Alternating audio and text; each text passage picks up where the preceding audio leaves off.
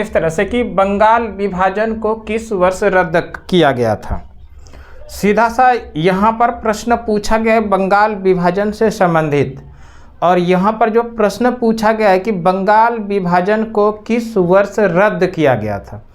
इसके पहले, इस प्रश्न को पढ़ने के पहले इसका सही आंसर क्या होगा इस प्रश्न का, उसके पहले आपको ये जानना पड़ेगा कि बंगाल का विभाजन कब हुआ था और इस बंगाल का विभाजन जो किया गया था इसके विरोध में किस किस तरह का आंदोलन किया गया था।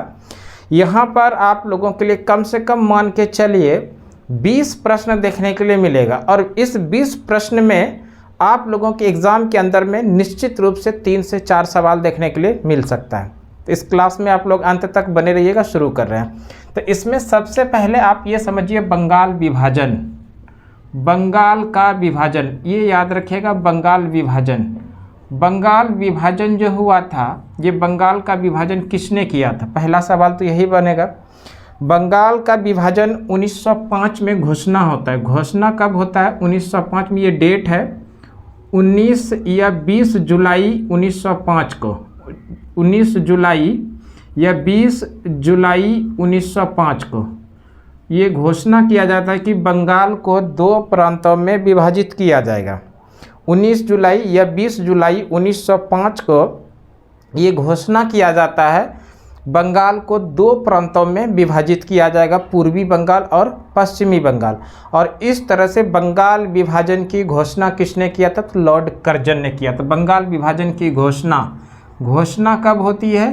तो घोषणा होती है 19 या 20 जुलाई 1905 को, और ये घोषणा किसने किया था? लॉर्ड कर्जन ने, लॉर्ड कर्जन के द्वारा।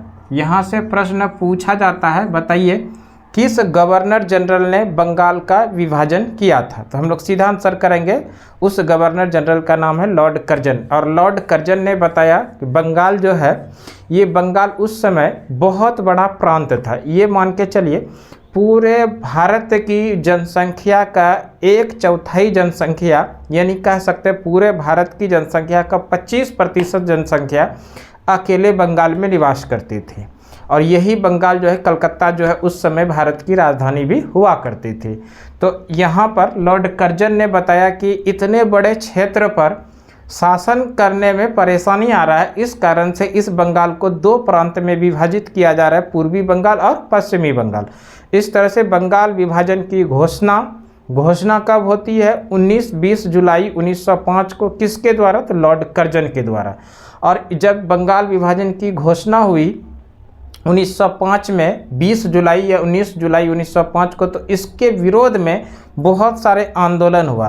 तो ये दूसरा जो डेट है आप लोग याद रखिएगा, 7 अगस्त 1905, 7 अगस्त 1905, ये जो डेट है 7 अगस्त 1905, इस दिन कलकत्ता के लोग, यानी बंगाल के लोग कलकत्ता के टाउन हॉल पहुंचते हैं। इस दिन बंगाल के लोग, ये याद रखिएगा, बंगाल के लोग कहाँ पहुंचते हैं? कलकत्ता के टाउन हॉल, कलकत्ता के टाउन हॉल पहुंचते हैं, कलकत्ता के टाउन हॉल पहुंचते हैं। और यहाँ पर जो है इस टाउन हॉल पहुंचकर बंगाल विभाजन के विरोध में स्वदेशी वस्तुओं को अपनाने की घोषणा किया जाता है। स्वदेशी वस्तुओं को अपनाया जाएगा, स्वदेशी वस्तुओं को अपनाया जाएगा और विदेशी वस्तुओं की बहिष्कार की जाएगी। विदेशी वस्तुओं की बहिष्कार, विदेशी वस्तुओं की बहिष्कार, इसको भी याद रखिएगा आप लोग, विदेशी वस्तुओं का बहिष्कार। विदेशी वस्तुओं का क्या किया जाएगा? बहिष्कार किया जाएगा और स्वदेशी वस्तुओं को अपनाया जाएगा। और इसी स्वदेशी वस्तुओं को जो अपनाया जाएगा, इसलिए इसका यहाँ पर जो ये आंदोलन चल रहा था, इस आंदोलन का नाम स्वदेशी आंदोलन पड़ा। क्या नाम पड़ा? स्वदेशी आंदोलन, स्वदेशी आंदोलन, इसी को कहते हैं स्वदेशी आंदोलन।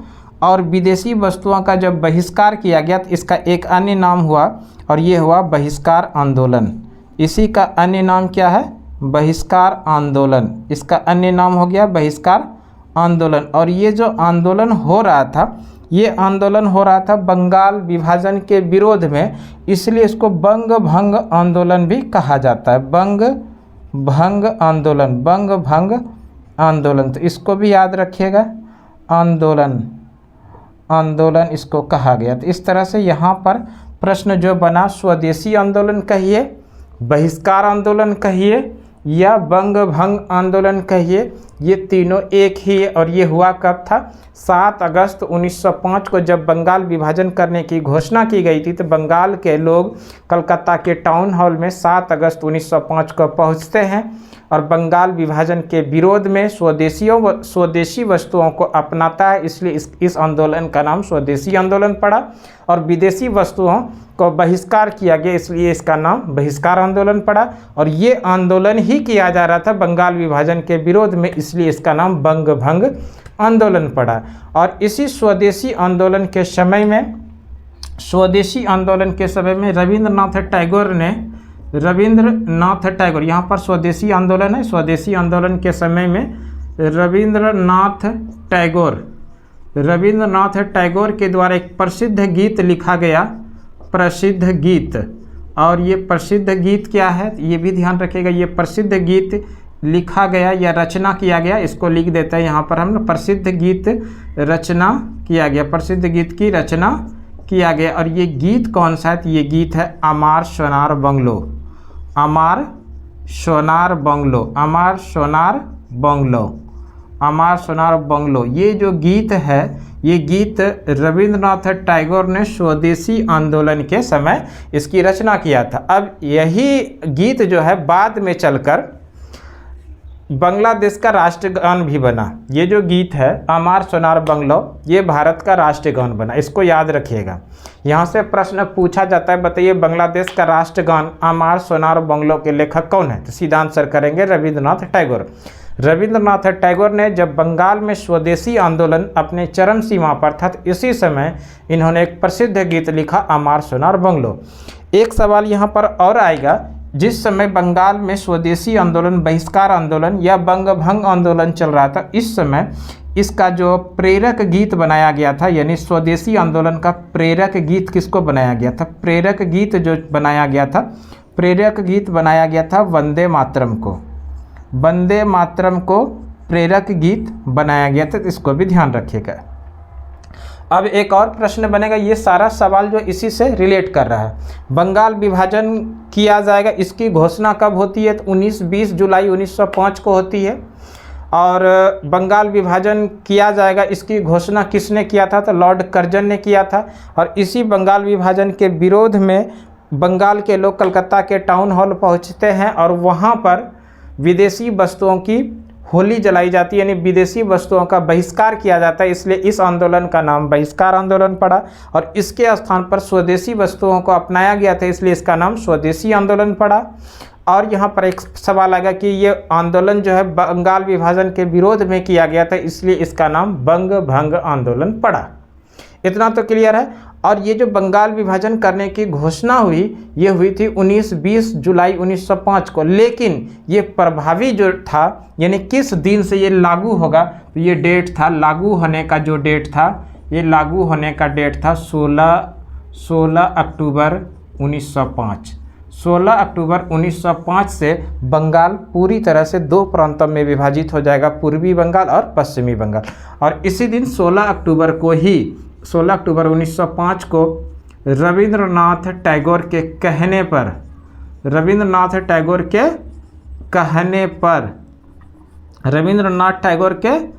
कहने पर पूरे बंगाल में प्रत्येक व्यक्ति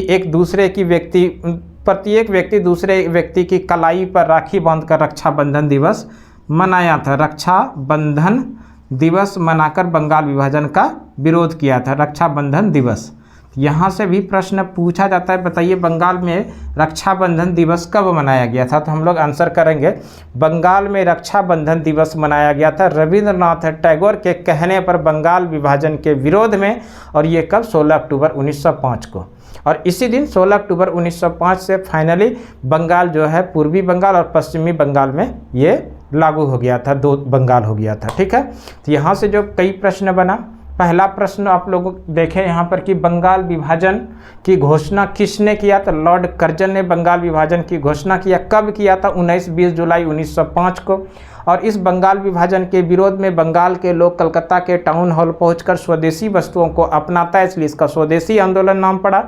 और विदेशी वस्तुओं की होली जलाई जाती है, इसलिए इसका बहिष्कार आंदोलन पड़ा। और उसके साथ साथ में ये बंग भंग आंदोलन बना, इसलिए पड़ा कि ये बंगाल विभाजन के विरोध में आंदोलन किया जा रहा था, इसलिए इसका नाम बंग भंग आंदोलन पड़ा। बंगाल विभाजन के विरोध में जो स्वदेशी आंदोलन किया जा रहा था, इस स्वदेशी आंदोलन के समय में रविंद्रनाथ टैगोर ने एक प्रसिद्ध गीत लिखा जिसका नाम है अमार सोनार बंगलो। और बाद में यही अमार सोनार बंगलो जो है बांग्लादेश का राष्ट्रगान बना।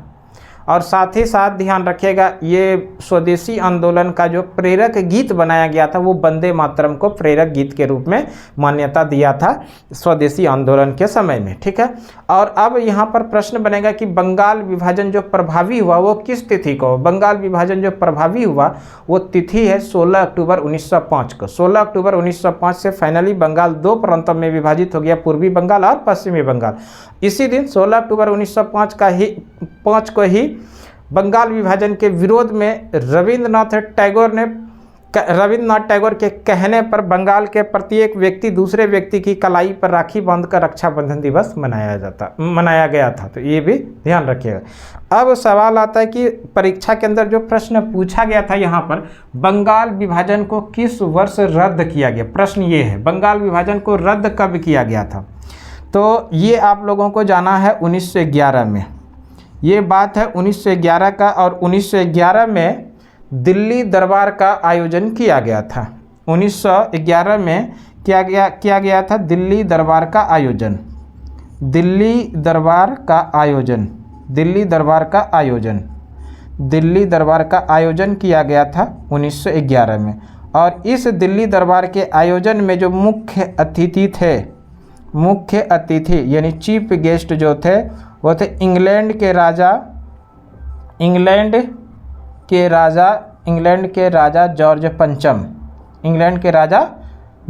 जॉर्ज पंचम, इसको याद रखिएगा, इंग्लैंड के राजा जॉर्ज पंचम। तो ये ध्यान रखिएगा, ये बात है 1911 का। 1911 में भारत के अंदर में दिल्ली दरबार का आयोजन किया गया था। और इस दिल्ली दरबार के आयोजन में जो मुख्य अतिथि यानी चीफ गेस्ट के रूप में आए थे वो आए थे इंग्लैंड के राजा जॉर्ज पंचम। और जब जॉर्ज पंचम भारत आए थे, समुद्री रास्ते से होते हुए आए थे, तो सबसे पहले ये आए थे मुंबई में। और इन्हीं के भव्य स्वागत में, जॉर्ज पंचम के भव्य स्वागत में मुंबई में गेटवे ऑफ इंडिया का निर्माण किया गया था। इसको भी याद रखिएगा, मुंबई में गेटवे ऑफ